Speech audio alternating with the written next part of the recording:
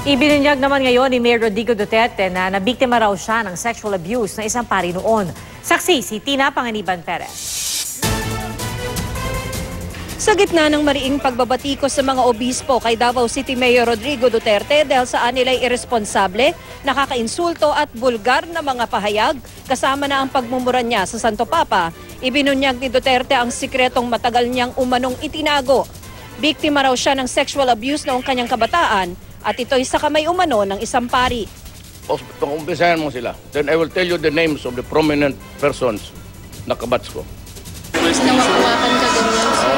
Hinawakan. Hinawakan. Saan, sir? Saan pa? Sa Ateneo de Davao University nag-aral ng bahagi ng kanyang high school si Duterte.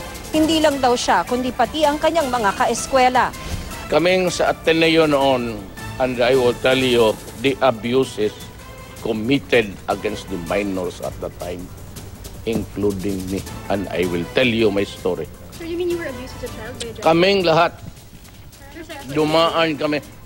Ayaw na muna magkomento ng Ateneo de Davao University sa pahayag ni Duterte. Hindi raw nila alam ang nakaraan ni Duterte na hindi raw graduate ng Ateneo. Sinagot din ni Duterte si CBCP President at Lingayen Dagupan Archbishop Socrates Villegas na mistulang tinawag siyang corrupt. Hinamon niya si Villegas.